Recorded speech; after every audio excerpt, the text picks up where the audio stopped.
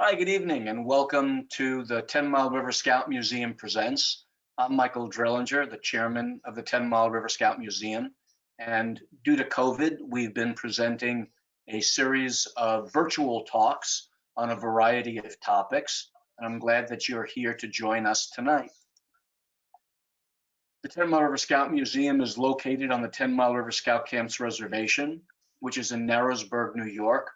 The reservation is about 12,000 acres, and it was made possible largely through the efforts of a number of prominent New Yorkers starting back in 1925, led by Franklin Delano Roosevelt. The first camps opened in 1927, and this is the first summer in all those years that the camp has been closed due to the global pandemic. The TMR Scout Museum was started in 1997 and is dedicated to preserving the history and artifacts of the 10 Mile River Scout camps, but also the surrounding local area.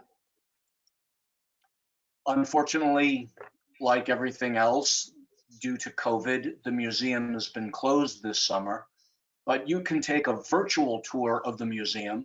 If you go to the museum's website, tmrmuseum.org, you'll see a virtual tour on the homepage, or you can go to tmrmuseum.org/historian. If you have any questions, you can call the museum at the number on the screen. We are using the platform GoToWebinar to deliver these virtual talks. And somewhere on your screen, you're going to see a control panel that looks something like this. And there's a section for questions. So as our presenter gives their talk this evening, if you have a question, feel free to type it in the question box. And at the end of the presentation, we'll try to get to as many questions as possible. Also, at the end of the presentation, there will be a brief survey. If you would stick around and take the survey, we'd appreciate it. A video of this program will be available on our YouTube channel in about 3 days. So there are various ways you can interact with the museum virtually. I mentioned the museum's website, tmrmuseum.org. We also have a Facebook page and a Twitter account. And as I mentioned just a moment ago, we have a YouTube channel. You can search for 10 Mile River Scout Museum. And once again, please look for our new virtual museum tour. Again, if you have questions, you can call the museum, or you can email the museum questions@tmrmuseum.org. And if you want to get in touch with me, you could email me at chairman@tmrmuseum.org. We offer these programs free of charge, but we do incur some cost in making this presentation. And if you're so inclined, you can donate whatever you wish towards future programs if you go to tmrmuseum.org/donate. Tonight, our presenter is Mr. Ralph Daddi. Ralph is an Eagle Scout. He's a former Assistant Scoutmaster and a former TMR staff man. Ralph has liked cars from an early age, and he has a passion for classic cars. And it's with great pleasure that I introduce to you Ralph Daddi.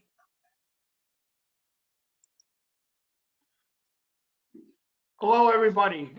Thank you so much for joining our presentation here, Introduction to the Classic Car Hobby.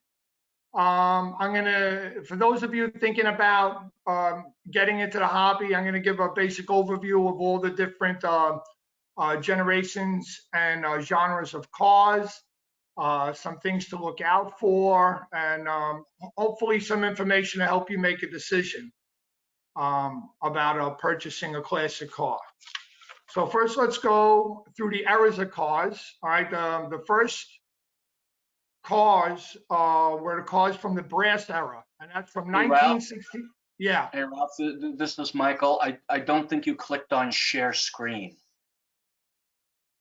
Okay, how about now you did it. Okay, there we go. All right, sorry. So this is part of the classic car era. The first era is the brass era. It's vehicles from 1916 and earlier. This is the first generation of automobiles. Most of them were open body. They didn't even have front brakes. The tires on many of them were solid tires. They were slow. They shared the road with horses and wagons. Many of them didn't have electric headlights. They had kerosene lights.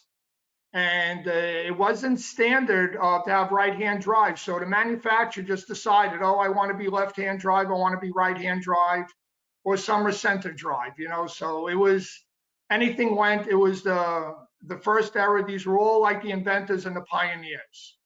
So right here we have an old Maxwell. Maxwell was one of the first companies, and it was Walter Chrysler worked for there too, so it's kind of leads into Chrysler, the Maxwell company in history.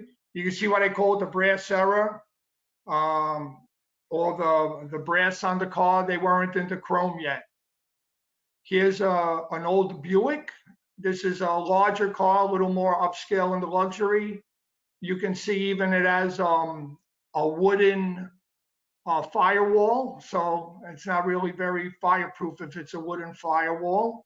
This one does have pneumatic tires though. This is an REO Speedwagon. The band named themselves after this car. It's an REO, and you can see this has left-hand drive. The horn is just a squeeze bulb, you know, honk honk, and that's it. No front brakes.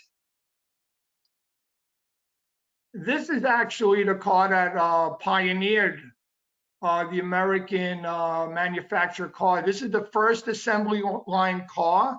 This is an Oldsmobile curved dash runabout. It's very buggy-like, wagon-like. It doesn't even have a steering wheel. Instead, it just has a handle in the middle, and they called it a tiller.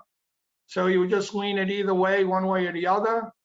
And they drove this car from San Francisco to New York, and that must have been quite an adventure back then in a car like this. So these are like the first cars. This is a more luxury model. This would have been a Packard, so this would have been for the rich people to buy. You can see it's a little more stately in appearance, and it's definitely much larger. If you notice, it's parked next to what looks like a Chevy Suburban, and it's every bit as big as that, maybe even a little bit taller with the roof. So it gives you an idea of the scale of the size of that vehicle. And they also had trucks back then. This is an old, it says Super Truck. I don't know if there was a Super Truck brand or not, but it's an old cement mixer. So you can see that it has the solid wheels and tires, and we're getting industrialized now. Now the job site is modernizing with cement mixers. And here's an old International Harvester truck. This is very buggy-like in appearance. It actually looks like a wagon that they just put an engine on the front of. And you can see this has very large wheels, like a wagon, and solid rubber tires. So that's basically to get an idea about the brass era of cars. The next era is what they will call the pre-war cars. These are the cars, what they will call from 42, actually from 17 after World War I to 1942 or a little bit afterwards. And this is broken up into two eras. First was the vintage era from like 1918, that's the end of World War II, to 29, which is the year of the Wall Street crash. That was considered one era. And the next era would have been the pre-war classic era from 30 to 46, which is the end of World War II. The vintage era, let's see some, in the vintage era, the cars were modernized, and you could say the evolution has begun. There are more enclosed bodies. Most of the vehicles have pneumatic tires. That means they have air tires. Now you can pump them up. More of the vehicles had electric lights and electric starters. At this point now, most cars you could start it electrically, just turn the key or push the button, and the cars would start. You didn't have to crank them. And that could have been a dangerous thing back in the day. A lot of people got bruises, and some even got broken arms from that if the engine would kick back on you. Also, big advancement in safety was laminated windshields. That's when they put the two pieces of glass together with a sheet of plastic in between. And it's a safer. Prior to that, it was just plate glass. And if you went through a plate glass windshield, you could get cut up very bad. So laminated windshields was a tremendous advancement. And four-wheel brakes. Brakes were now on all four wheels. The cars are starting to go a little faster. They had to stop. They had a Federal Highway Act in 1921 that improved the roads a lot. And at this point, the cars are truly ingrained in American culture because a lot of cars like, the Ford Model T and Model A when it came out, they were more affordable. So families were starting to buy more cars. All right, this is, I'm gonna be honest with you, I don't know what it is. I think it's a Chevy, this one, but this is an example from the vintage era. You can see the cars look a little more modern. They have enclosed bodies. This is a Stutz. This would have been a more sporty car, and you can see the price tag on it over there. It's a 1920. This is was a special car back in the day. This was a sports car back in its day, and the price reflects that.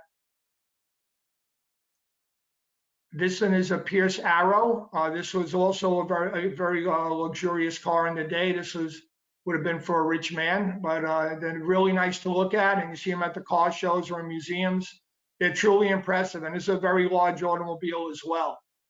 Sometimes you just can't appreciate the size of these until you're standing right next to them. Here's an old Chevy. This is a Mercedes from the years, from the vintage era there. Very nice. This is a Cadillac from the years. This is a large closed body. If you see in the back, this is when they really said it's in the trunk. The cars back then, they didn't have trunks in the body. They actually had a trunk on a rack sitting on the back of the car over there.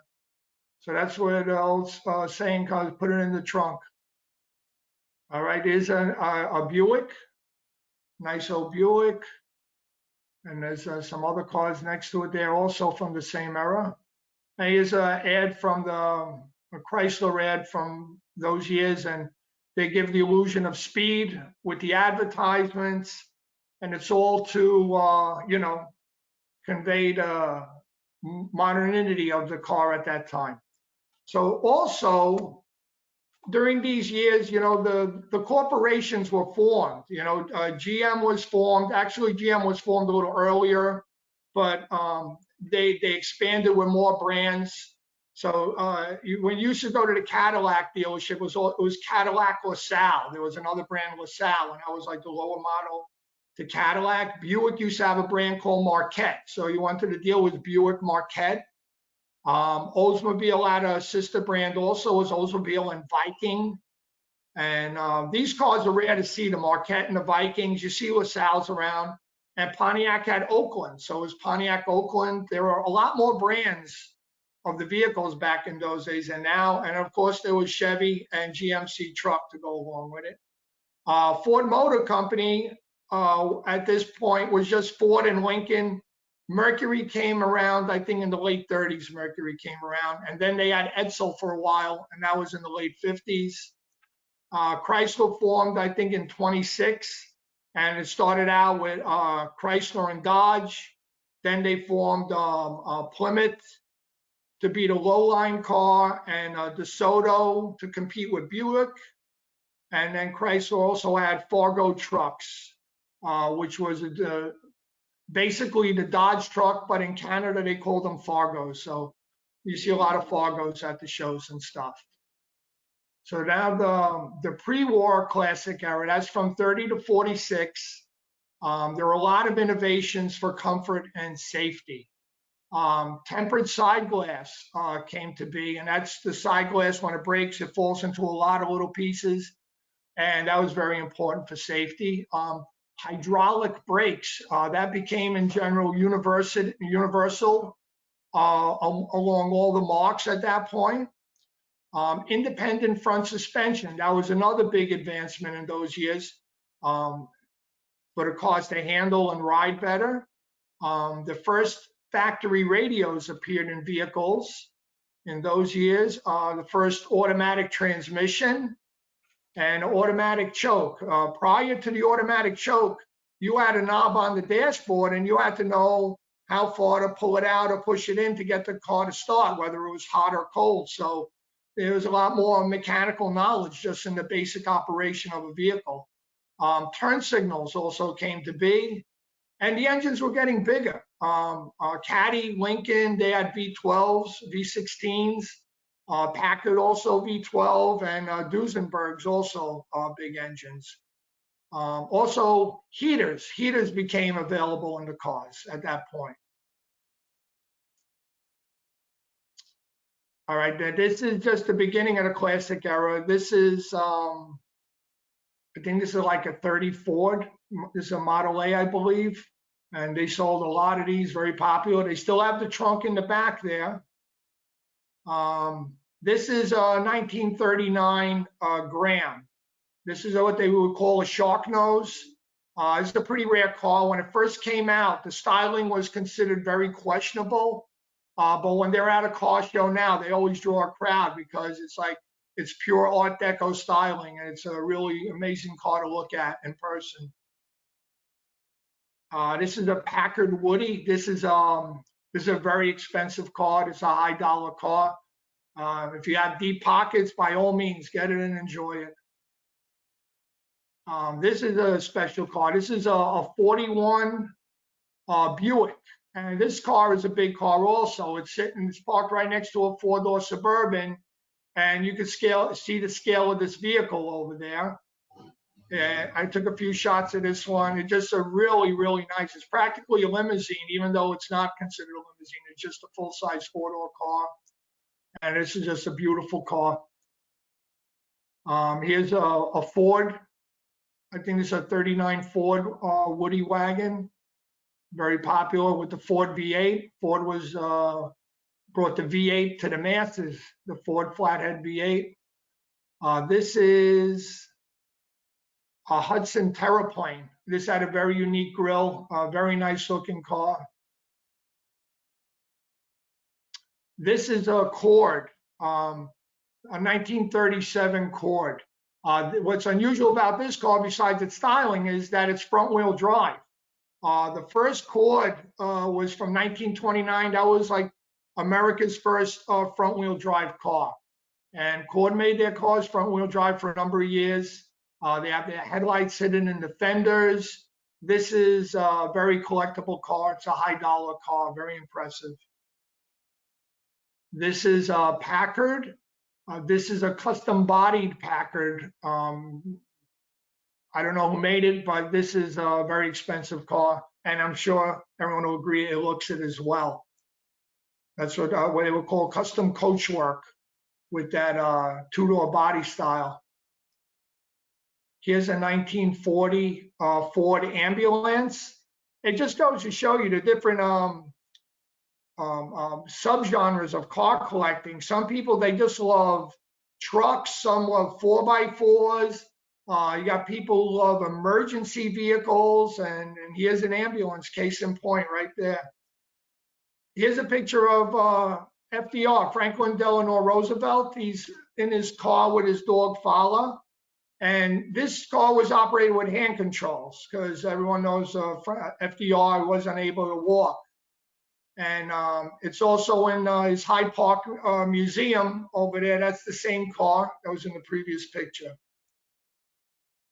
Here's just an ad from the day for like, I think that's like a 40 or 41 DeSoto. All right, now we're gonna go into the era, it's called the post-war classics. This is from 46 to 54. It's right after World War II.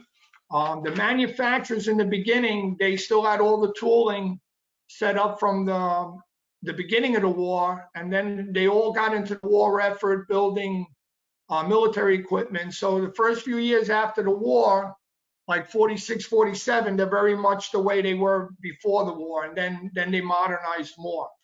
But in these years, the automatic transmission became available to the lower cost automobiles, to the entry cars like Chevy and Dodge and stuff.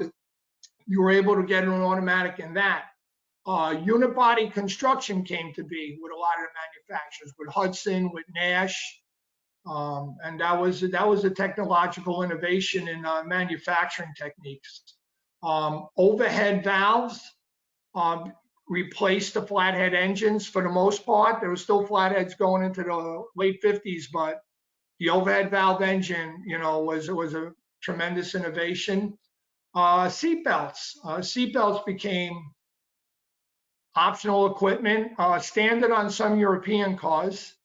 The first air conditioning was available, ordered from the factory, and I was on a 53 Chrysler Imperial, the first factory air conditioning, power steering, power windows, also 51 Imperial, first with power steering, and power windows became more of the norm. And prior to these years, power windows was like a fantasy thing on a Duesenberg or a Packard on a very expensive car. But now you could order, a regular Cadillac or a Buick and get power windows with it. The first FM radio was also available in 1952 by Blaupunkt. That was the first FM radio in 1952. All right, we're going to look at some cars from this era. They're getting more modern now. This is a 47 Pontiac Woody wagon and also a 47 Buick sedan right next to it over there. They're both beautiful cars, very nice cars. The Buick has that fastback style that was designed by Harley Earl, the famous GM designer. And that's what led GM to its huge sales success in the late 40s, early 50s. They had some of the best looking cars out of everybody in those years. This is a very popular and high dollar car these days. It's a Chrysler Town and Country wood body. It's a very nice car. This is a DeSoto Suburban. This is before, well, they had station wagons, but this is kind of marketed as a station wagon. The trunk would open up on this, and it was actually like a hatchback with the back window, and the seats would fold down, and you have a big wooden floor in the back there, and it came with a rack. And this guy put a canoe on it, but these are very interesting cars. They're always fun to see. This is a very nice styling Q. This is a 51 Studebaker Champion. But what makes this one so interesting, besides the nose and the styling, it's so cool, is the back. It's called the Starlight Coupe, and it had curved glass that wrapped around the back. And when you were sitting in this back seat, you were just surrounded by glass. It was very interesting. They're really nice to see. Here's a 49 or a 50 Oldsmobile Rocket 88. They actually wrote a song about this Rocket 88 back in the early 50s, and this had the overhead valve V8, and it was a fast car in its day. This is a car that moved very well. This is a 49 Lincoln convertible. This now would be a pretty expensive car, but even then, it's a beautiful car. The Lincolns were a little more understated back in the day. They weren't as flashy, but a very nice car. Here's a Hudson from the movie Cars. This would have been Doc Hudson. Here's your Hudson Coupe. These actually were race cars back in the day with what they called twin H power. They had two carburetors on a flathead 6, but they moved very well. And this was a unibody car. It handled very well too, because the center of gravity was much lower than on a lot of other cars from the 50s. Here's a later Hudson. I think this is a 52 or 3 because it got like that hood scoop on it. And it's a 4-door. This is actually one of the few cars I actually like better in the 4-door body style. I like the roof line on it a little bit better. But it's a very nice car. This is a very unique car. Most people never saw one of these before. This is a Kaiser Dragon. It's a 1953 Kaiser Dragon. One of the first cars that came with a vinyl roof that wasn't like a custom coach car or something. And the vinyl roof was a bamboo grain. So when you looked at it up close, it looked like bamboo across the roof there. It was very nice. And it looked like the back was very unique as well. And the interior had the bamboo grain going across the dashboard and the door panels. The back glass mimicked the windshield with a bit of a heart shape. It was a very nice car. It was considered a luxury car in its day. There's a Cadillac, of course, beautiful Cadillac. This is a 53 or 54 Caddy. And this is a 54 Ford. What's interesting with this is it has the plexiglass roof insert, and this was a popular option. I think they called it a Skyliner, I'm not sure, but they were very popular and everybody really liked them. Truly iconic. This is an ad for a 49 Nash. They used to call these the bathtub cars because it looks like an upside down bathtub, but I always call them the Superman cars because they look like the cars from the old Superman cartoons and the one with Steve Reeves. All right, so now we're going to move on to the 50s, the fabulous 50s, fins and chrome from 55 to 60. A lot of innovations here. I'll just give you this bit of information. In 1950, there were 25 million registered cars in the United States. In 1958, it went up to 67 million. So from 25 million to 67 million in 1958, the car culture and sales was just exploding. Another good point, in 1956, Eisenhower signed the Federal Highway Act, and he did that after he was in Europe as a general. He saw the Autobahns. He was so impressed with them, the way the cars and everybody can move around, that he said we need a national highway system, and thus the interstate system was born. They paved 41,000 miles of lanes in the United States during the Federal Aid Highway Act. It was a tremendous investment, but it was also done in the name of national security, so armed forces can mobilize more readily in the U.S., and it needed to be done, and more needs to be done even now. Fuel injection was introduced in these years. Curved windshields became the norm. Prior to that, curved windshields was something on a special car, show car. Suspension design modernized a little bit too. Some cars started experimenting with different suspension. You had torsion bar suspension. Some Caddies and Packard used air suspension. The first 4-barrel carburetor was used. Prior to that, it was always 2-barrel carbs.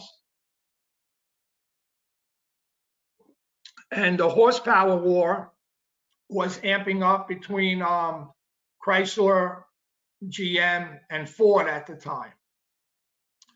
First transistor radio, they had something called the Highway Hi-Fi, which was a record player that would play records in your car.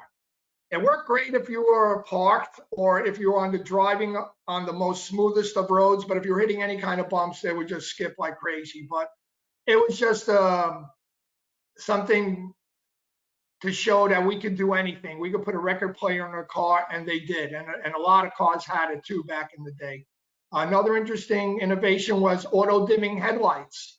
They had the light sensor, would sense the headlights coming on and would turn off your high beams.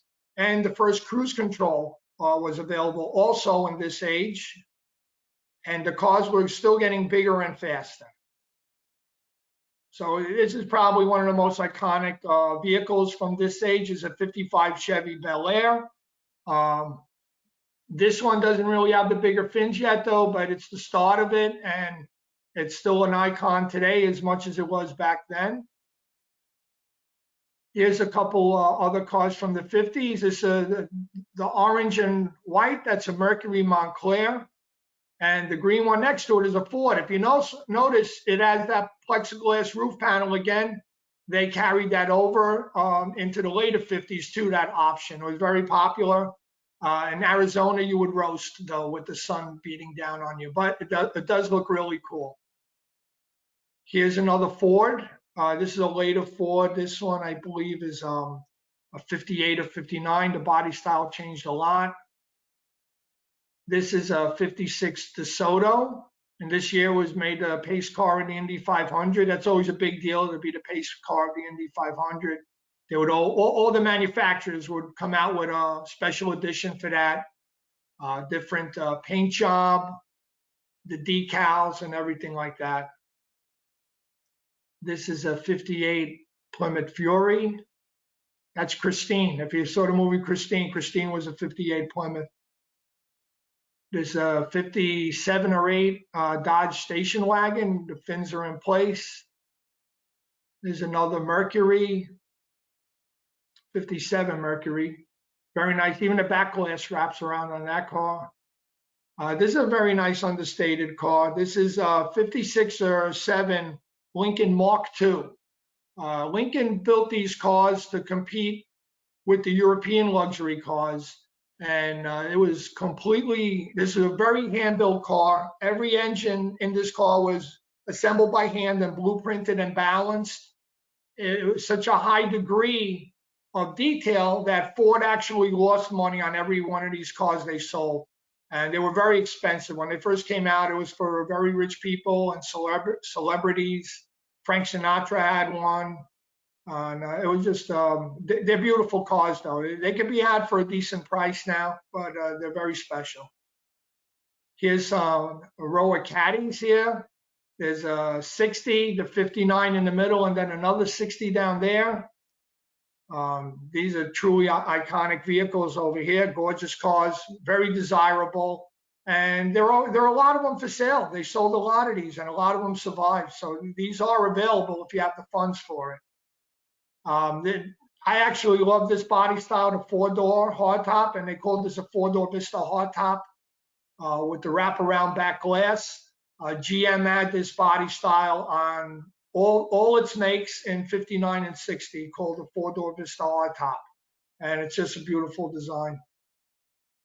Here's a Buick wagon. This is a 58 Buick wagon. It has aftermarket wheels, but it looks really nice, beautiful car. This is 57 Packard. This is like towards the end of Packard. They were going to go out soon. Here's a 59 Chrysler Imperial. This is a large car, very impressive.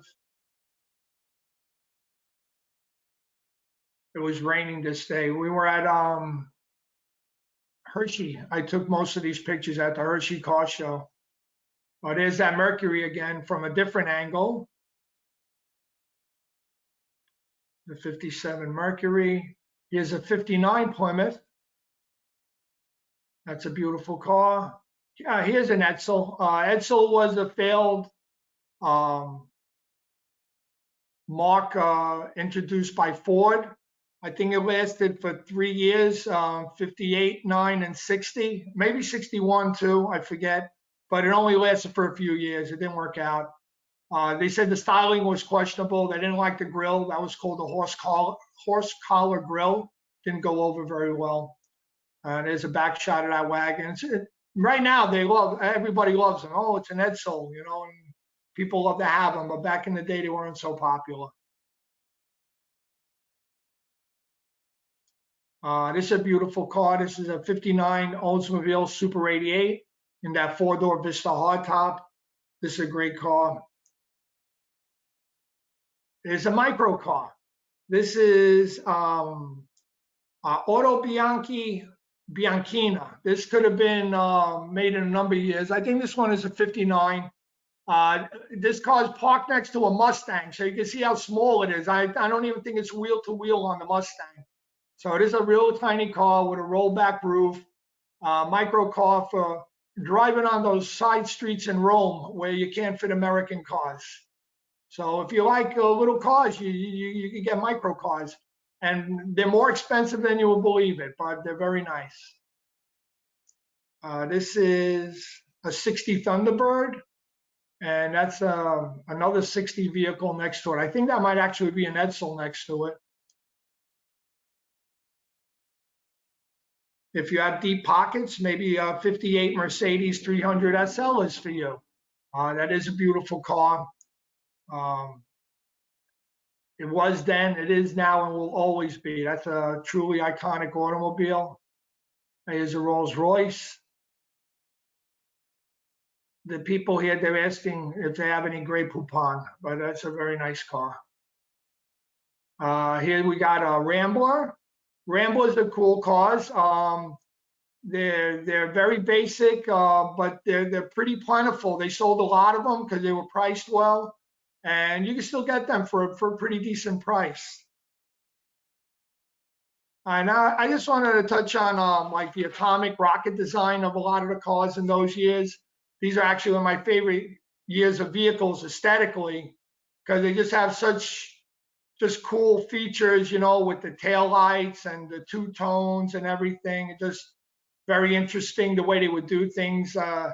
This is, I think it's a 60 Mercury. I mean, if you look at the way the back glass is shaped and the rear tail lights, it's just crazy. You know, back in these days, you saw a car, you know exactly what car you were looking at. Not everything looked the same. So Chrysler 300, a 57 or 8. The DeSoto with the fins, like it's ready to take off. They used to call them stabilizer fins. Here's that Oldsmobile again. I mean, you see the back of this car, the tail lights. It's just like, it's truly jet age. It's awesome. This is a 61 Imperial with crazy fins and the tail lights. Just such unique design elements with that atomic design. They're beautiful. This is a 61 Mercury. Also with the rocket taillights, the Thunderbirds used to have them as well. This is a 61 Oldsmobile. This as well. These type of little fins down at the bottom, we used to call them skegs. Those were skeg fins. And these are very popular. The 61 Oldsmobile, 61 Buicks. The body style is pretty similar and they're very popular now. I think it's a 60 Pontiac. I'm not sure what year Pontiac, but also the design carries on. Here's a Thunderbird. There's another Thunderbird in front of it. Thunderbirds are very popular, and they also have very good aftermarket support. So if you're interested in Thunderbirds from the 60s, there's a lot of reproduction parts available for them. So that's not a bad car to look at. Dashboards were interesting. This was the dash on my old car. That was the front of my old car. I don't have it anymore. I will get into 60s classics and muscle cars. In the 60s, the cars were getting more powerful. Also, across the lines of vehicles, there was more universal sharing of parts. So Ford and Mercury's might have shared parts, and Buicks, Pontiacs, they might have shared suspension parts because they were a lot more parts in common among platforms and stuff. In the 50s and before, not so much, but especially mid 60s and later. And that makes cars easier to work on because parts are not unique to just one model. They cover a whole range of models. So that makes the parts a lot easier to get. And so that's something to consider. And the generations of vehicles started lasting longer also. If you look at a lot of cars from the 50s, every year they were changing the bodies and stuff. Now they would keep the bodies basically the same for 3-4 years, maybe change the grille and taillights up a little bit. So in these years, seatbelts became federally mandated, reverse lights became federally mandated, disc brakes became more common on cars. Prior to the 60s, they were available on a lot of foreign cars, but not so many American cars, very few as a matter of fact. But by the mid 60s and to the late, they were pretty much available on everything, probably as optional equipment, but it was still available. Another interesting thing, we went from the generator to the alternator, and that's a big modern jump in the car's electrical system because the alternator could put out a lot more power than a generator could. And 8-track tapes were introduced. So now, aside from the highway hi-fi, you could bring your music with you in the car, and you can play what you want to hear on the radio. That was a big thing back in the day. This is a 61 Dodge. This one has a special engine, optional engine in it. This is a pretty fast car for its day. Here's a 62 Oldsmobile Starfire. That's a pretty desirable car. They could be had in non-Starfire form, such as 88 for a decent price. And it's really a beautiful body style. This is a, I don't know, 63 or 64 Mercury wagon. Well, he's looking for money on this one. He's asking $23,500 for it. That's pretty high for that car, but it is a beautiful car. Here's a 64 Catalina. The guy down the block from me, he has a 64 Catalina. It's a beautiful car. This is a 64. Is this? Yeah, 64 Chrysler 300 convertible. These are available. There's a lot of these here Chrysler 63 and 4 around. They're good cars, and they have disc brake kits available for them. You could upgrade them if you want, and they're good driving cars. There's a 65 Pontiac. This is a beautiful car also. There's a 65 Chrysler 300, very nice car. This is an iconic automobile. This is a 67? 67 Oldsmobile Toronado. No, it's a 66. I'm sorry, 66 Oldsmobile Toronado. This was, let's call it America's first mass-produced front-wheel drive car. You saw the picture of the Accord earlier. They didn't make a lot of them. They made a lot of these. Oldsmobile Toronado. 66 was the first year for the front-wheel drive. And then in 67, they put it on the Cadillac Eldorado as well. So this is an engineering and styling icon, this car. It's a beautiful car. These can be had for decent prices. That's a great car to get, Oldsmobile Toronado. They're beautiful.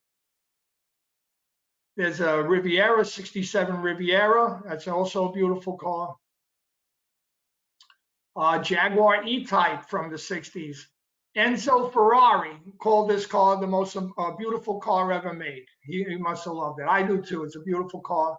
I had a friend of the family who had one of these. He had the 2+2, and him and my dad would ride in the front, and I would squeeze into the back seat as a little kid. I remember riding in his Jaguar E-Type, but it was a 2+2 with the back seat. Here's a Cadillac Fleetwood. I think it's 64. That's a beautiful car. The Fleetwoods, the Cadillacs in these years, if it's not pristine and it's a nice driver, they can be had for a fair price, and it's a great car to enjoy and drive around, you know. Here's a 67 Corvette. Ka-ching, you know, that's going to cost money, the Corvette convertible, but you got to show it. Absolutely. It's a beautiful car, true icon in style and everything. This is a suicide door Lincoln. I think it's like a 65 or 6, judging by the grill. So if you look at the back door opens the other way. That's why they call it suicide door. These are very popular cars. They're pretty pricey, but non-convertible like this can be had for a decent price. But it's a beautiful car. This is Oldsmobile 69 Vista Cruiser. Vista Cruiser. This is based on the Cutlass body, GMA body.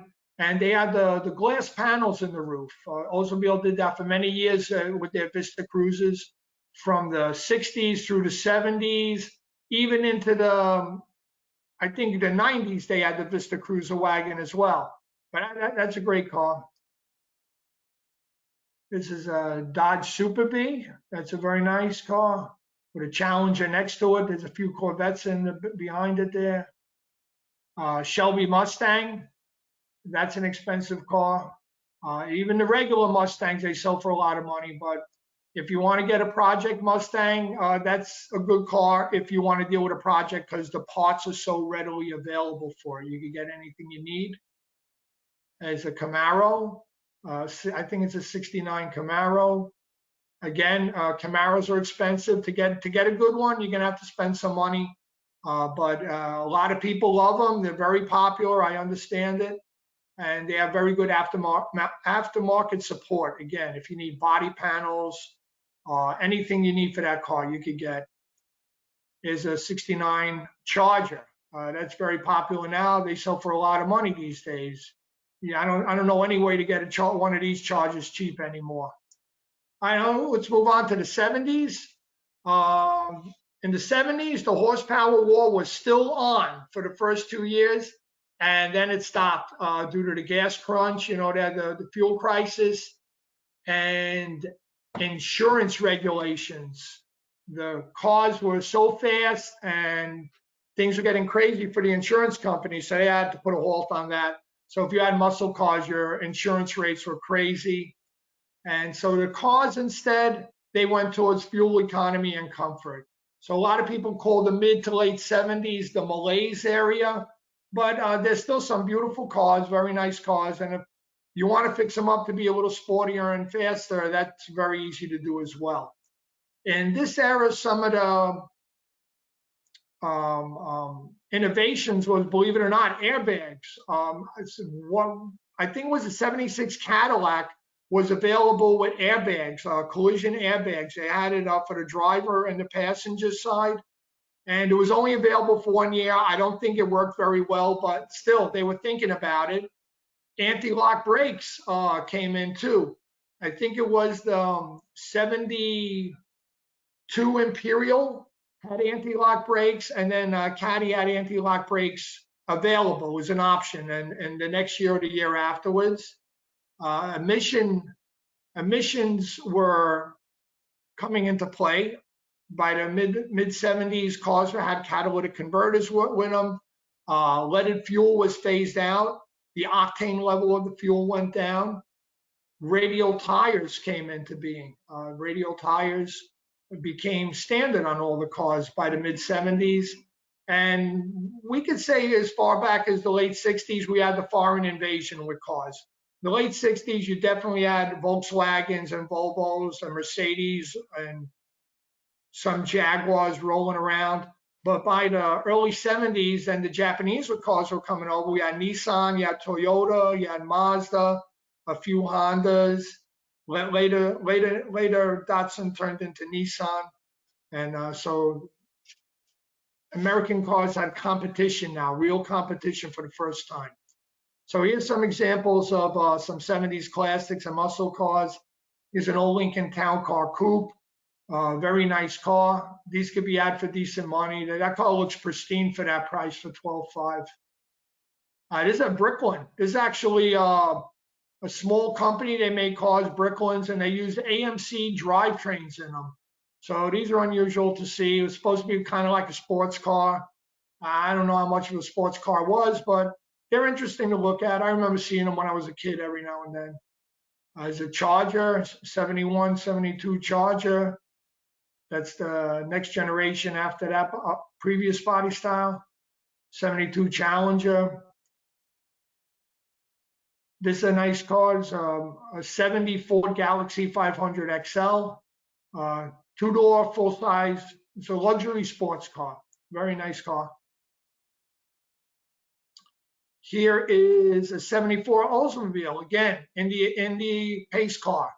So they like to show off the graphics and stuff and turn it into an option package on the car for its year. Here's another Lincoln. This is a very nice car. This is a unique car. This is a Pontiac Can-Am. They use the Trans Am style hood, the shaker hood from a Trans Am, and this is a great car, very nice car with the Pontiac 400 in it. Here's a few GM cars. It's like a 73 Monte Carlo, and I think also like a 73 Buick Riviera. That's the boat tail Riv. Very popular cars. They're beautiful cars. They're great driving cars. The Rivieras are real expensive. The Monte Carlos are a little bit more affordable if you're looking. And here's the GTO that the Pontiac people hate to call a GTO. This is when they put the GTO on the Nova body style, which was a Pontiac Ventura. This is a 74 GTO. A lot of people say this is the GTO that wasn't, but it still is. It's a cute little car with a plaid interior, very 70s. And here's a Checker cab. This is a Checker Marathon. Don't ask me what year it is, because this car was made from 63 to 82, and the body is virtually unchanged. You can't even tell what year they are. But this is like the New York City taxi, very popular. And people collect them. You look what's next to them, another ambulance. There's all different genres of cars to get into. Here's an AMC, AMX Javelin, very nice car. Ford Granada. My Uncle Joe had a Ford Granada for a while. These could be had for good prices. There's a later Monte Carlo next to it, very nice. 76 Eldorado convertible. This is a beautiful car. In pristine condition, they sell for a lot. If you want a driver quality Caddy convertible, you could get it for a very fair price. All right, so let's go over some 80s cars, the modern classics. Here's Trans Am. Most of the people watching, everyone's going to recognize these cars. A lot of people grew up in these years. So the 4x4s are very popular now, whether it's a Bronco, a Blazer, a Ram Charger. They're very popular now, and their prices went up a lot. But they have tremendous support with the aftermarket. You can still get bumpers, fenders for these cars, all kinds of patch panels, interior kits, anything mechanical you could get for these cars. Here's a unique car. This is a 91 Nissan Figaro. This is a micro car. It wasn't sold in the US, but you can import them now. And there's a lot of these on the West Coast. They wanted to bring them over. They're cool little cars, and they could be had for a decent price. So like an 80 Z28. These could be had for good money also. This one's a very unique color combination with the white and green. Very nice. Buick Grand National. Here's the bad boy from the 80s. Great car, and they sell for a lot of money. If they're in good shape, they get good money for those cars. Mustang 5.0, very popular car. In all iterations through the early 90s, very popular. The Celicas. This one is a Supra, but the Toyota Celicas, for all the years of Celicas, very popular cars. They are available, but you got to check the bodies. They like to rust. And then the Celica convertibles from the 90s are also very popular. Here's a modern classic that is affordable, Cadillac Volante convertible. You could get those. That's an interesting car. I won't want to fix it when it breaks, because they're just a rolling bed of technology there with everything digital, but they are cool. And there's a Thunderbird, Monte SS. I don't know, that Thunderbird shouldn't have been in there. I got messed up. But that's a Monte Aero Coupe. These are Monte Carlos, very popular, very available. All right, so there's a lot of the cars. Great places for information on cars. AACA, Antique Automobile Club of America. Most of the pictures that I showed you were at the Hershey Car Show that's sponsored by the Antique Automobile Club of America. For any type of car you're thinking about, I guarantee you there's a club for it, whether it's in an online forum or in a Facebook group. And if you're thinking about getting a car, I suggest you look at the clubs. Just check out their chat rooms. You get a tremendous amount of information about cars from all these online clubs and groups. A good website to go to is Hemmings Motor News. Not only do they have a lot of cars for sale on it, they have a tremendous amount of articles written about cars. And if you search their database, you could come up with articles, and it'll give you information, and it might help you make a decision if you want a certain car or not. On YouTube, there's tremendous amount of videos and channels. Jay Leno's Garage is very popular. I mean, he just shows you the car and takes you for a ride, but it's great information. I've been liking this channel. It's called Uncle Tony's Garage. The guy's actually from Staten Island, but he lives in Tennessee now. And he used to write for a magazine I always used to get. He's very down to earth, and he is primarily a Mopar guy, Chrysler product guy, but he talks about all brands of cars, and He's very no nonsense and has tremendous amount of knowledge he has. Facebook groups are good, like I said. So there's entry-level cars. If you're just getting into the hobby and you don't have a lot of money, there's a lot of cars you could get. And all these cars here I'm going to show you, I pulled them all from Facebook Marketplace. And, and this one was from Hershey, but all these cars are 10,000 or less, and a lot of them are around 5,000 or so. So a lot of these cars are affordable if you first want to get into the hobby. And this is an old Studebaker wagon. This was a Dodge Aspen wagon. This was actually a super clean car, and I think it was asking like $6 grand, whatever. These are great cars, the Lincoln Mark 7s. They sold a lot of them. Obviously, you don't want one with a super amount of miles on it, but they're really good cars. Chevy Corvair. This is a car Ralph Nader said unsafe at any speed. That's really not true. This is a unique car made by Chevy. It has an air-cooled engine in the back like a Volkswagen. And they were made like from 61, I think, to 69. So they have like 3 generations of them, and they have a fervent following. There's a lot of support for these cars. And when you buy one, everybody wants to help you in their group and stuff. And I like them, except I'm a little too big. I don't fit too well in them, but they're great cars. They're very interesting cars. These Firebirds and Trans Ams from the early 80s through the 90s, they're affordable. They can still be had for very fair prices. A lot of low mileage ones out there. A lot of them have T-tops. So they have a good cool factor going on, these cars. This is a Buick Roadmaster. This is actually considered a modern classic. This is based on the Chevy Impala platform. And it came in station wagon form with the wood paneling in the side. And it has, I think, the Chevy LT1, Chevy 350 engine in it. So it's a great driving car. It's a very nice car. These full-size GMs from the 70s can be had also for a very nice price. This one was for sale for a great price, actually. You know, it might not be the most desirable color combination, but it's a nice car, it's a presentable car, and it's something you could get in and enjoy right away. The front-wheel drive Rivieras, this is a Riviera convertible. This one's in Brooklyn for sale right now. But they also had the Eldorado in this body style and the Toronado. And all of those cars are very nice. They're pretty desirable too. This is a 65 Electra. This car was for sale, $4,500 last I saw. This is what's for sale up in the Bronx. It's a beautiful 4-door car, very nice.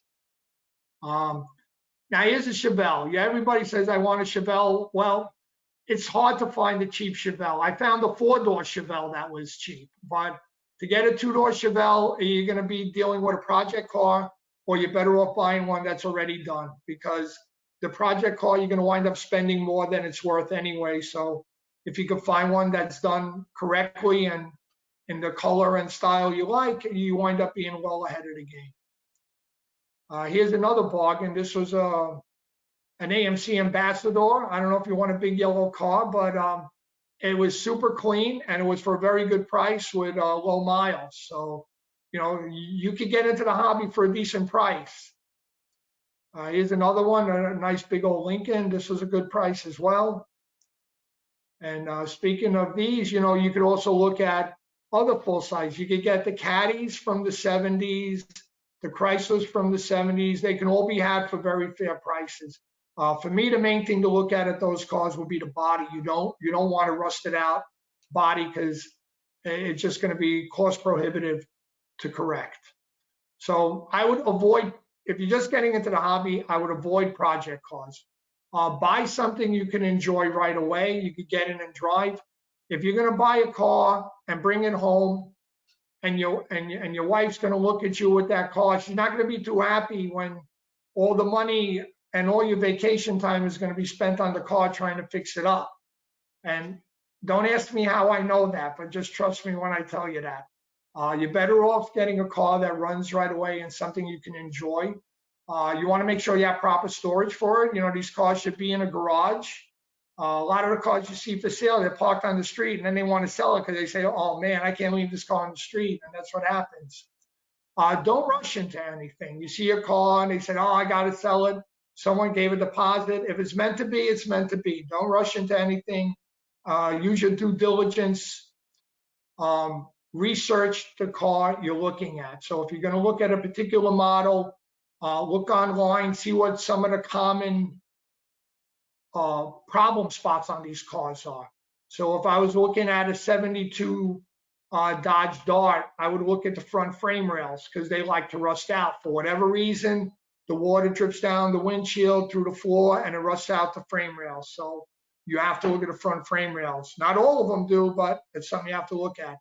If you look at a 60s Mustang, you got to look at the rear frame rails. The trunks like to rust out and the leaf springs will pop into the trunk.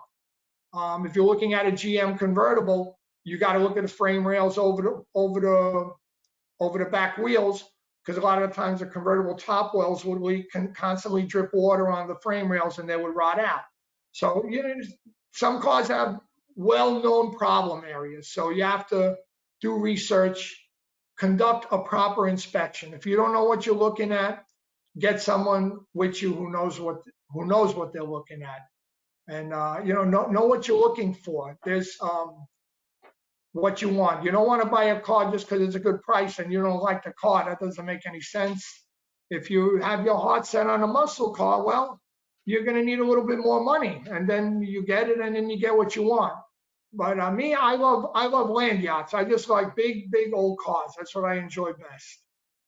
And that's about it. If you have any questions, let me know. Okay. Thank you, Ralph. That was really cool, and we're all driving. This is Mitchell Slepian. I'm actually vice chair of the museum, and I just want to say, Ralph, that was amazing. There were a lot of questions, and I'll read them out, and we'll answer it. And then at the end, we'll turn it back over to Michael, our chair, to do a wrap-up. So I guess the first question is, how fast did the first cars go in general?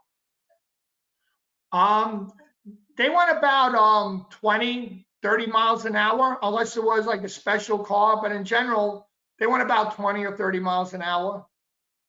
Cool. Next, I'm in possession of a 64 Bel Air and a 75 Malibu Classic. Both are four-door. Are they of any value? I assume the four-door makes it less desirable. That is true. It is less desirable, but if the bodies are solid and there's not a lot of rust damage, somebody's going to want them. I can't really say a price on them. The 64 would definitely be worth more than the 70s model. Cool. Where do you find parts for these vintage cars, especially from the manufacturers that are out of business? Oh, that's a good question. So if you want parts for like the real classics from back in the day, there are specialty vendors who do. If you go to like the Hershey Car Show, which I seriously suggest, because they have a show there, and the Car Corral over there, that's the cars for sale. They'll have literally hundreds of cars, sometimes over 1,000 cars for sale. And they get buyers from all over the world over there. But they also have the world's largest swap meet. I think Pomona, California, is the largest swap meet east of Mississippi. And in this swap meet, they have all these specialty vendors. They'll have people that just specialize in Packard, people that specialize in Chrysler, in Studebaker, in any maker model you could think. They have specialty vendors, and they'll be carrying the parts for those unique automobiles.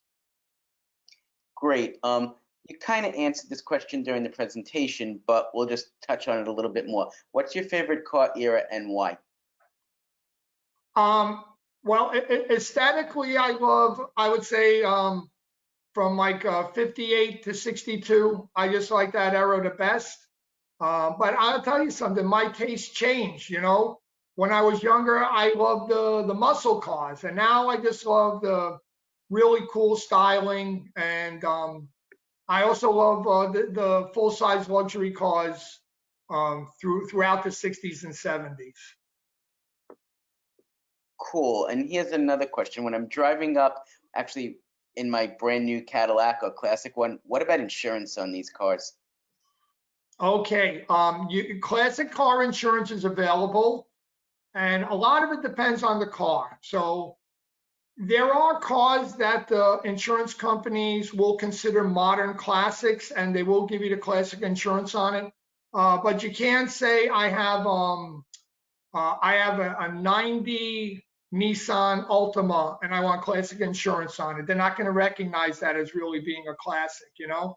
But perhaps if you had a 90 Z28 convertible and the car only had like 20,000 miles, I would say, oh yeah, that's a collector car. We'll give you the classic insurance on it. But nowadays also, to get the classic car insurance, many of your companies are going to want to see proof that you have a late model car as well. They don't want you to register the classic and it be your only automobile and then you're driving that around all the time.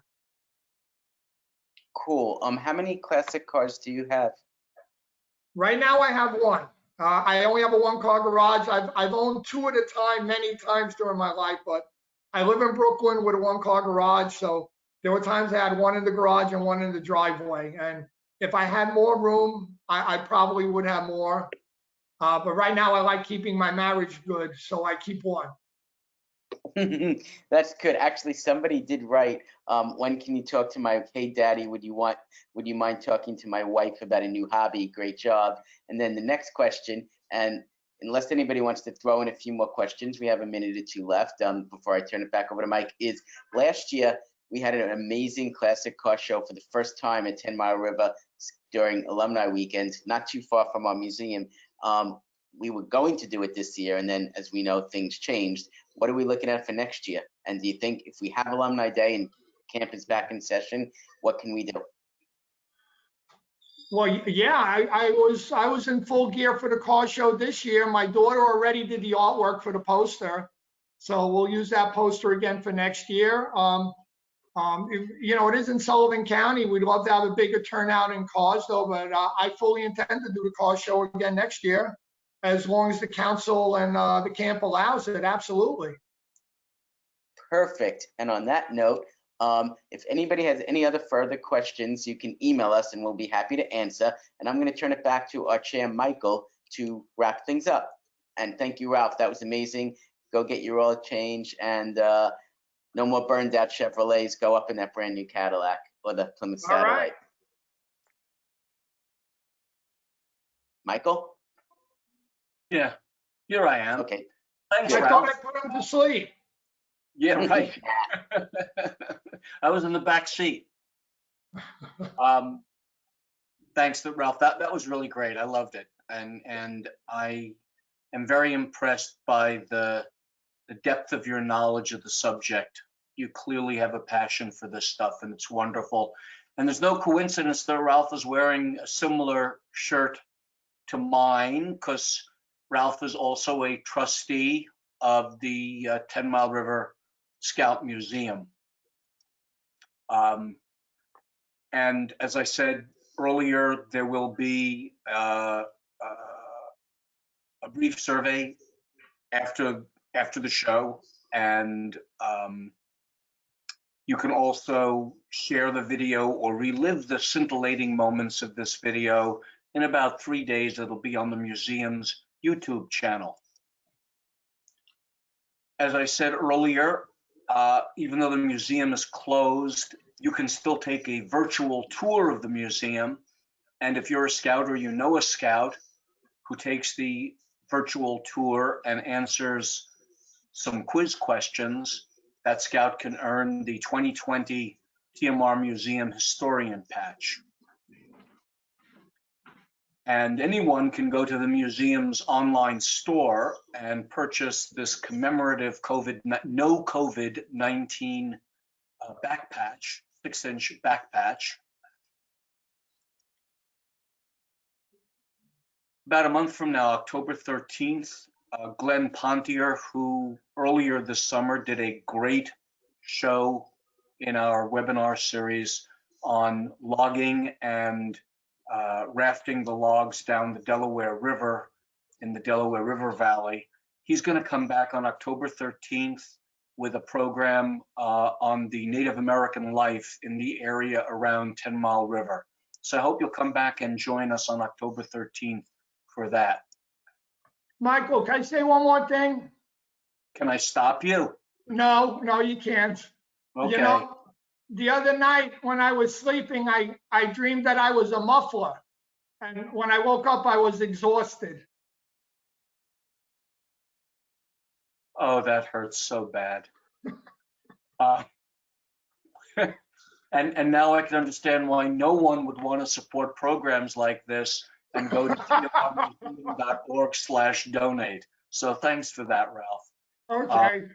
And if you want to interact with the museum virtually in other ways, in addition to our website, there's our Facebook page, our Twitter account, and our YouTube channel, which has lots of programs. You could view the past webinars that we've given, as well as all kinds of other interesting programs on our YouTube channel. And that's it for tonight. Thanks so much for joining us, and have a great night. Good night, all. Drive on.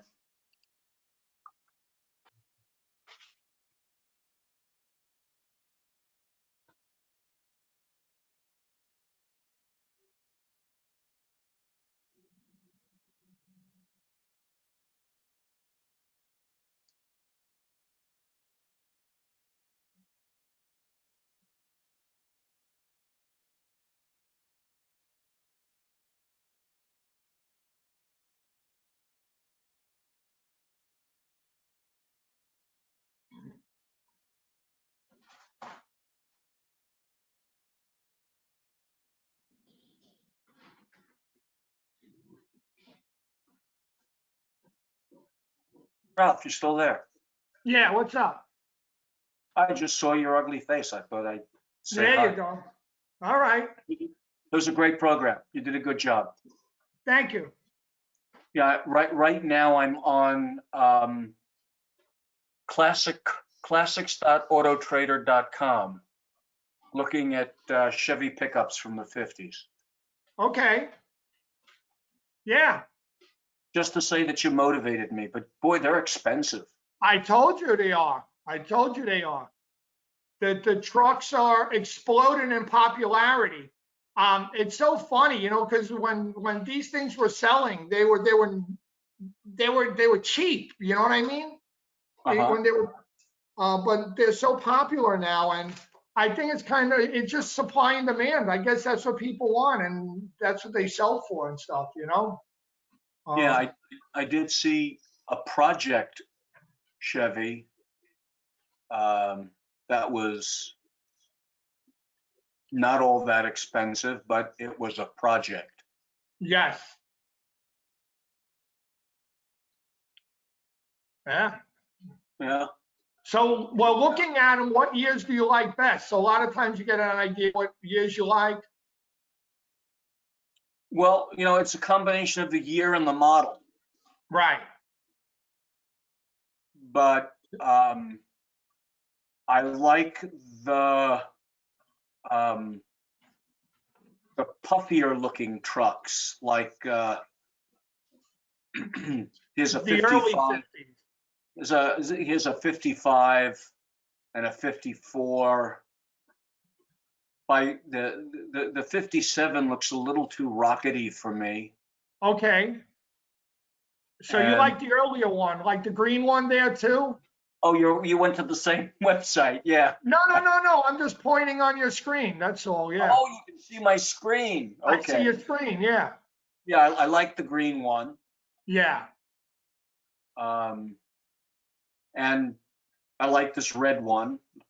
Whoever did it did an interesting paint job on this one. You know, sometimes they put on what's called a faux patina. Yeah. You know, they can make, oh, you're looking at the red one there, but they can make the car look all worn out, and they do what's called a faux patina on it, you know? Yeah. And I don't know, I'm not into that. You know, either paint it or leave it the way it looks, you know? Right. But Right. yeah, look at But the price. I'm not a fan of the Apache. Yeah. Okay. Just You know, saying.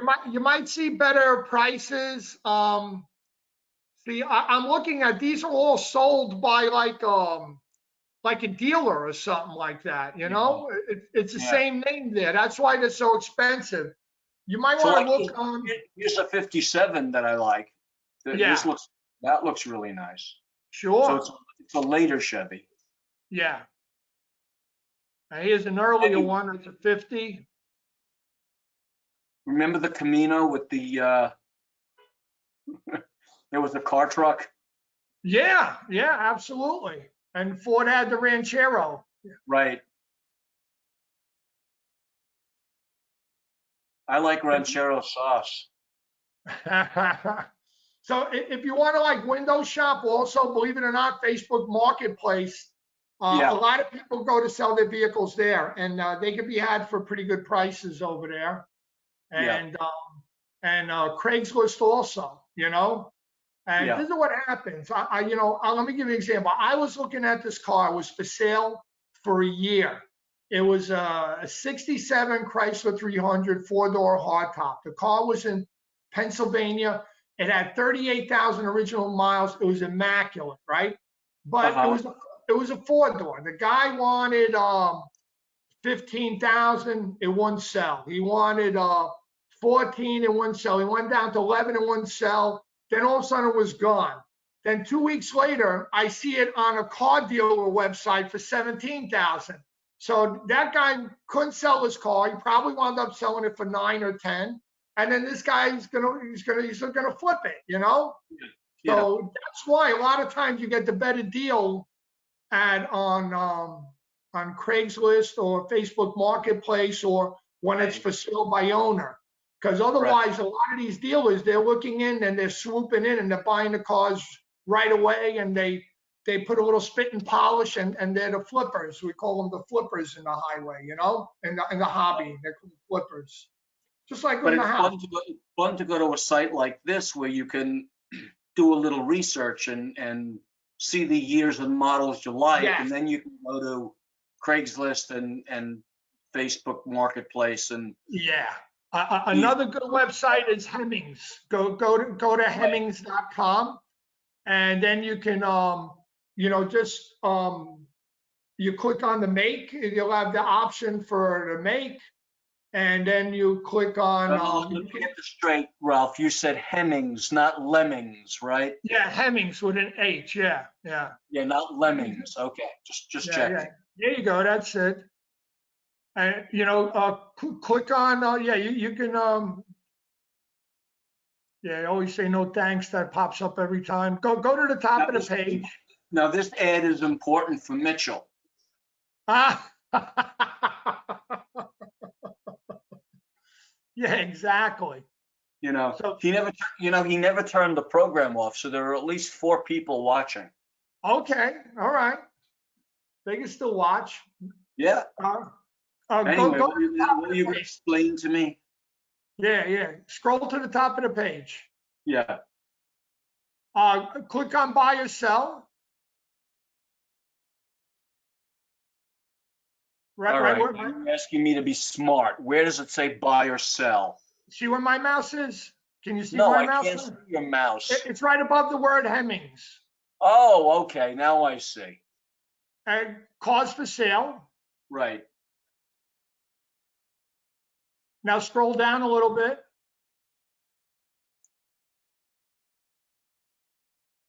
Yeah. Okay, keep scrolling. I know your filters. Right, right. Now select a make. Click on select a make. Now click on Chevy. Chevy. It was all the way at the top, but it's all right. It was? Yeah, yeah, you missed it. These are all popular makes, see? Oh, I see. Okay. Yeah. All right, now you can scroll down and you could filter it more. You scroll down, and then you could pick your model, your 1500 and stuff, C10.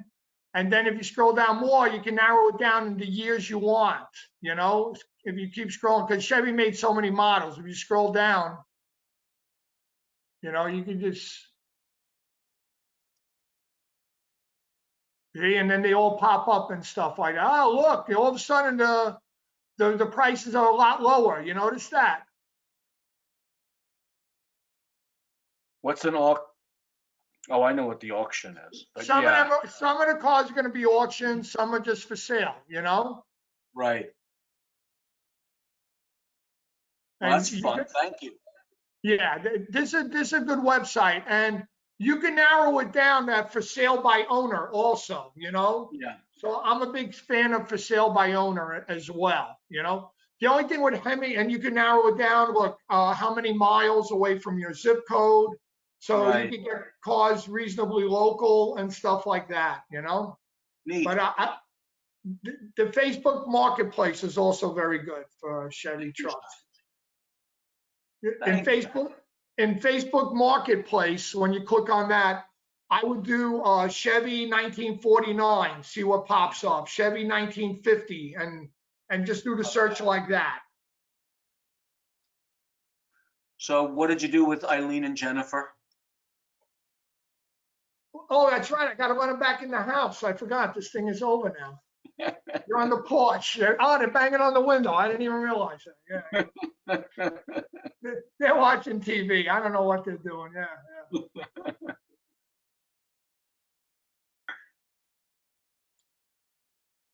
All right. I'm gonna end this program.